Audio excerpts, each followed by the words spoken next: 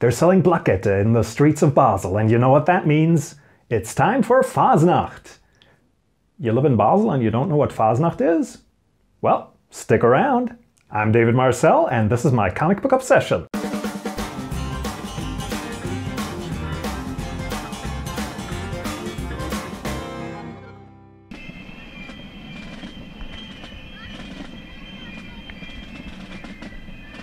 So with the Fasnacht coming up, I thought I'd give you a heads up of what is going to go on in these 3 days. Now maybe this isn't your first rodeo, but maybe you can get some extra information all the same, and if you're new to Basel, if you just recently moved here, well then you're gonna want to know about this. Now you could say that Fasnacht is basically carnival, and you wouldn't be entirely wrong. In a sense it is. There's costumes, there's regular parades, there's live music, there's confetti, but Basler Fasnacht is more than just a carnival. For starters, you've probably noticed that there have been other Fasnachts going on around Switzerland and that Basel is the last, and that's usually the way it is. Basel's Fasnacht is the last of the year, and it's also the biggest. There are no other cities that celebrate quite like Basel does.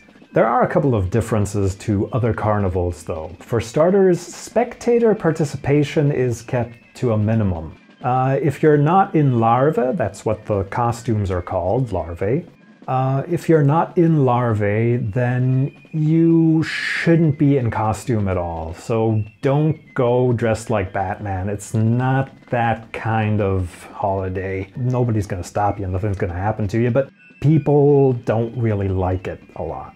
Oh, and don't call Avakis a clown. They're not clowns, they really hate that. Another thing that's not really well received at Fasnacht is getting drunk. While there is a lot of capricious alcohol flowing during these 3 days, the objective is not to get so drunk that you can't see straight anymore. And finally, this is not really a rule, it's more of a survival tip.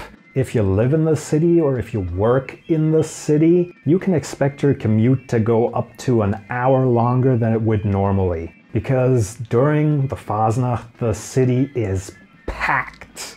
I used to live up at Petersplatz, that's around the university in Basel, right in the heart of the city. And I worked at Eschenplatz, which is like 10 minutes on foot normally. But during the Fasnacht, it took me 45 minutes to get from my house to my job. So really, if you work in the city and you have to be on time, take that into consideration. So that's the annoying, boring rules bit, because hey, it's Switzerland.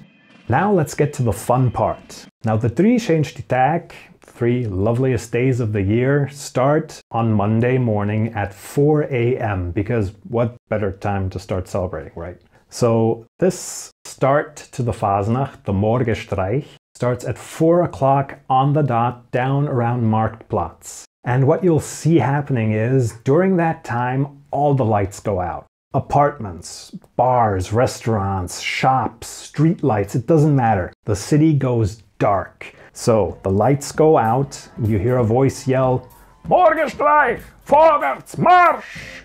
And then what happens is the music starts playing and they light up their lanterns.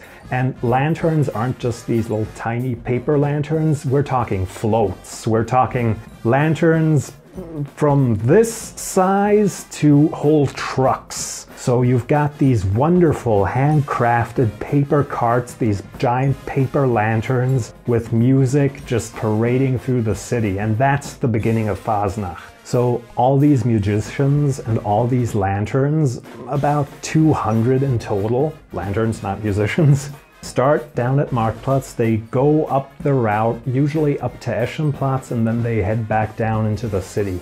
Now these lanterns have satirical rhymes on them, mostly about events of the past year. Now these events can be global, but mostly they're local. So it's satire about local politics, some bigger events that happened. At the beginning of the Morgenstreich, all the restaurants and bars open up and they don't close until 72 hours later for the Endstreich. During this time of the Fasnacht, these restaurants sell traditional meals. They sell Mehlsuppe, which is basically a flour soup.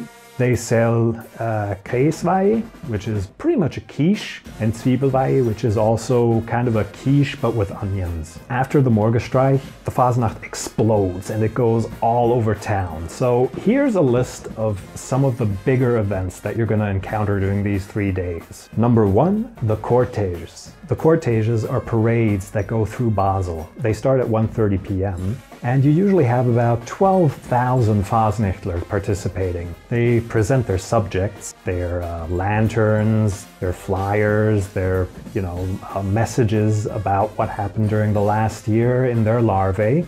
They march through town with drums, piccolos, and brass instruments. And they have carts, they've got wagons from which they throw sweets, they throw confetti, and sometimes they pass out other items as well. They give roses to the ladies, stuff like that. During these parades, if you don't have a blaggede, you do not want to approach those parades, because the blaggede, of which there are 4 different kinds, there's brass, which is the cheapest. It usually goes for 8 francs. There's silver, there's gold, and there's bijou. Bijou being the most expensive kind. They're usually about 100 Swiss francs. Now these blaggede are basically your entry card into the Fasnacht, and they're also how the Fasnacht is financed. So if you don't have one of those, it's basically like you're sneaking into a movie without paying. And they don't take too kindly to that. So if you go into Fasnacht without a blaggede, don't be surprised if you're stuffed full of confetti. Then number 2 is the Children's Fasnacht. Now this is more of a family event. And the kids don't dress up in larvae because they're too cumbersome and heavy for them. The adults usually dress up in traditional costumes though, and these families then join other Fasnachtler and they wander all over town together. Fun fact, the kids are called bingies. I'm probably pronouncing that wrong. Now the third kind is the Guggemusik. These start usually on Tuesday evening, where all the big squares of the city are firmly under control of the Guggemusicians. A Guggemusician is kind of an ambiguous term because nobody seems to be able to agree on what exactly a Guggemusician is. When somebody can actually call themselves a Guggemusician and not, just a normal musician. Basically, they're bands with brass instruments, but there's also xylophones, drums, some clarinets, some piccolos. And the Guggemusicians play off-key on purpose. It's something to behold. It's not entirely disagreeable, but it is something you need to get used to if it's the first time you hear it. The traditional drum and flute groups during this time take to the alleyways and play there.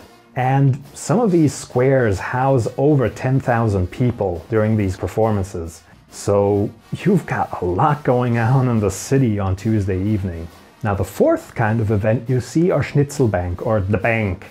And these are basically where bank singers go from bar to bar, to restaurant, and they sing events that happened during the past year, but they do it in a satirical or ironic fashion, usually making fun of what happened. And sometimes they have music, sometimes they have visual aids, but they're always doing these rhyming, singing renditions of what happened during the past year. They also hand out flyers, which are called Zettel, by the way, which are also written in rhymes and in Baseldeutsch. So even if you read German and understand German, you're probably gonna have a hard time reading those. These singers perform in cafes and restaurants on Mondays and Wednesdays, and on Tuesdays they do so at the Fasnachtler home bases, at the Klickekellers of their different cliques. A group of Fasnachtler is called a clique, by the way. Then there's Gessele, or alleying. This is where most of the big groups just kind of split up and they get together with other groups, they form little subgroups and they go through the alleys playing. Now usually it's just improvised stuff or very basic stuff because due to the different keys and the different tempos that the bands play, even if it's the same song, they're not going to be able to play it together very well. So they do some very basic stuff, but a lot of these little groups, they wander all over town through the sideways and byways. And the final event of the Fasnacht is the Endstreich. And this is the saddest moment for most Fasnachtler. This is when Fasnacht is over, or almost over. This is happening 10 minutes before 4 o'clock in the morning on Thursday. And what they do is all the different Fasnachtler who've separated from their groups to go Gessele, they come back together at the designated meeting points and they play Frau Fasnacht to bid the Fasnacht adieu. And that is, in a nutshell, Fasnacht. There are of course other activities that happen during Fasnacht, but those are the main ones. I've left you a link down to the organizers' website down below. They've got an English section, so you can find out what the plan is, what's gonna happen when, where the different Schnitzelbank are gonna be. You know, in case you're interested, go take a look. They've also got a ton of photos and some videos there that I haven't shown you here yet. I'm David Marcel, this is my comic book obsession. Go buy your plaquette, and I'll see you next time.